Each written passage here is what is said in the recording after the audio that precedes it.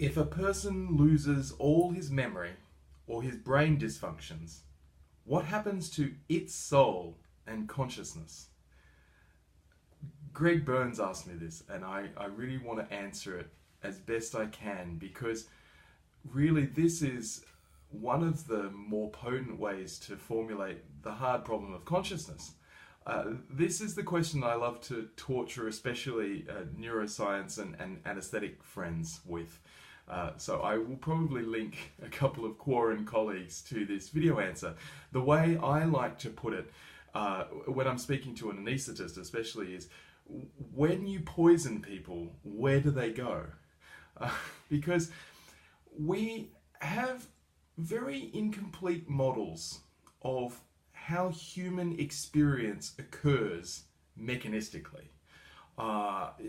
We have these various ways of describing brain function, and I first got interested in neuroscience, neuropsychology, psychiatry. It's hilarious how many words for different disciplines can get used to try and answer the same sorts of questions, which is, how are we? The humanities have long described the human condition from a sort of first-person point of view, in a sense, but the scientific method and attempts to use, especially the philosophy of science, to analyze the human condition have resulted in a bunch of very interesting problems. And the hard problem of consciousness, I think, is the king of them, in a sense. And that is, how can something that is comprised of matter and energy being all things in a sense, arranged in different forms, perceive itself?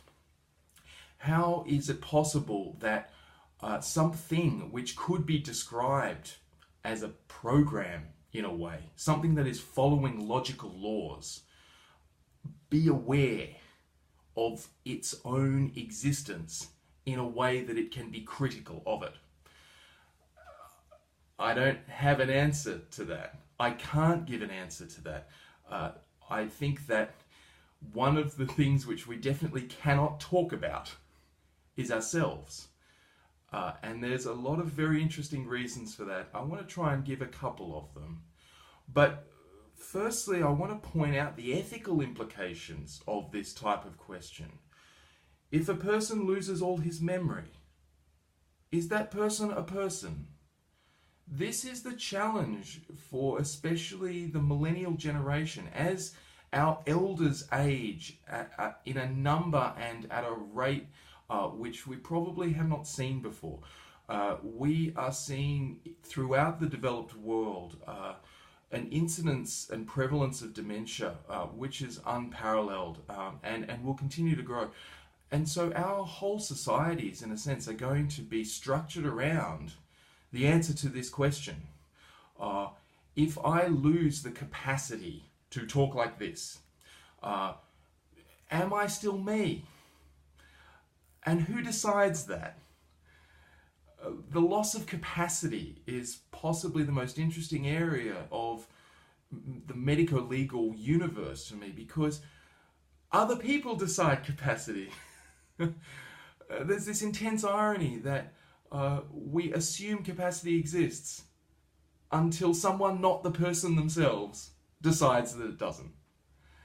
I think neuropsychology is a particularly fraught area here, because neuroscientists, people who I am familiar with who deal with really the wetness and the electricity of things, are really good at saying, this is what we can see, but it doesn't explain what you want to know. Psychologists, I think, confine themselves better to the mind and stay away from brain words, but neuropsychology and neuropsychiatry really jam these things together and create fusion models which I think sadly at times can be very unhelpful and very misleading.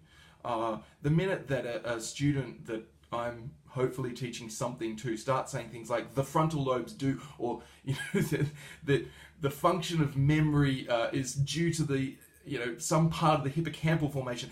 No, don't do that.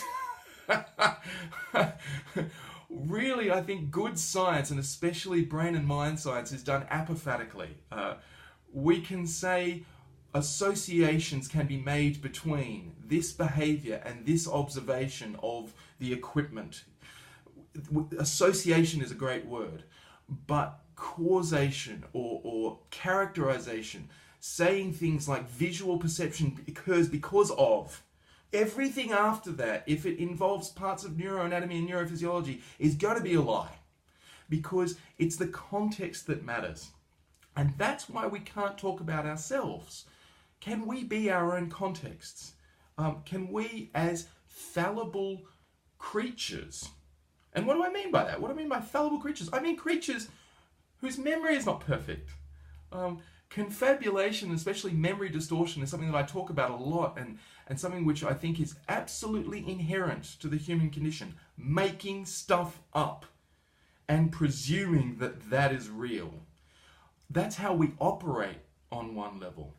So as reality testing fades, as our ability to recall working memory, our ability to form declarative memory and our procedural memory, as the various types of the procedure that allows us to access the world and re-access the world and reprocess the world fails, do we die?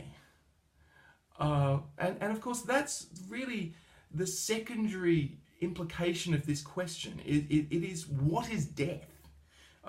Final brain dysfunction, the loss of consciousness that does not return. What is that? How does that work? What occurs then? Obviously, these questions have been asked for as long as humans have been human, and that really is the question, isn't it? To be or not to be. I think sleep gives us fantastic insights into this. I think the difference between natural sleep and anesthesia give us incredible insights into this. Personally, I love talking about dementia as a dream. I love making an analogy between people like myself who have 35-year-old brains living in reality. Really, it's a very frequently sampled dream. My mind, using my brain, gosh, such a dualist, uses what memory I have to assemble a continually updated picture, like a frame rate sort of refresh on this screen that you're watching this on.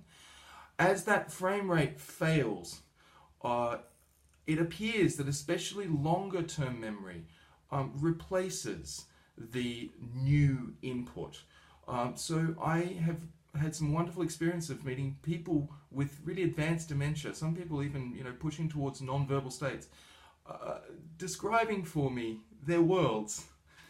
And their worlds exist in their minds, and they are living in the past. And of course we all live in the past. Neural delays, the very fact that we have a latency involved in all of our perception means we are all living in the past all the time. And that's the key function of memory. We don't live in the moment. We cannot live in the moment. And as a result, everything that we interact with is a reassembly of stuff that happened. And that's how we make our decisions. So when that fails, do we exist? Well, I would argue that consciousness is a phenomenon that occurs because of context. I would say that what we experience as ourselves occurs because of everything that is not us.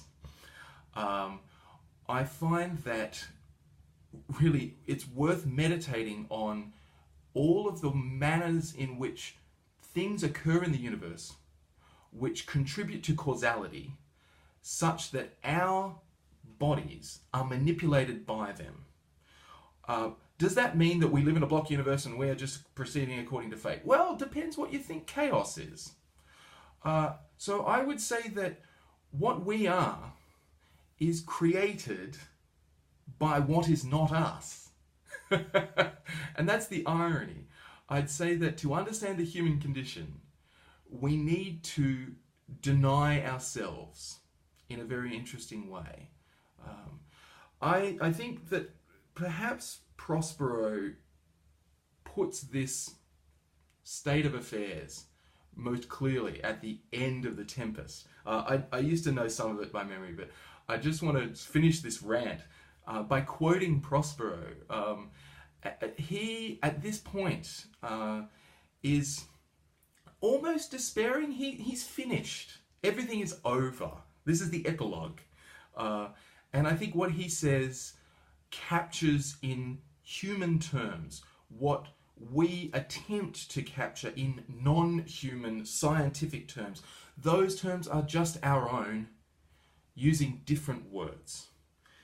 So I think what he says makes the most sense. Now my charms are all o'erthrown, and what strength I have's mine own, which is most faint.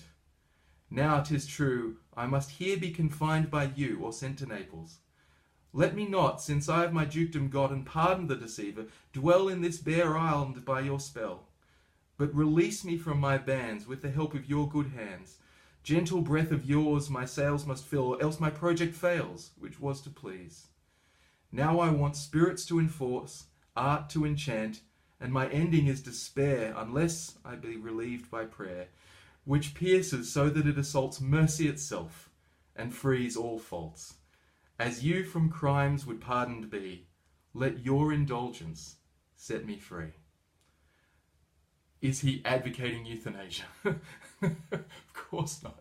But I think we can project so much of our own experience onto Shakespeare's characters. Harold Bloom once wrote a truly seminal book, I think, called Shakespeare, the Invention of the Human. And I think if we think about what Prospero says there, he makes the only point I feel I can make.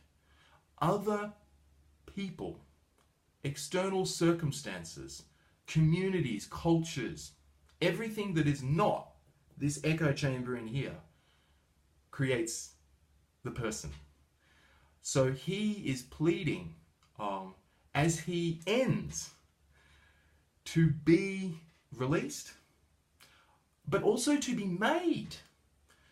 He's asking for judgment, which I think is utterly profound, because he cannot give that judgment himself. So that's my answer to this question, Greg. What happens to us? We cannot say, but those around us decide.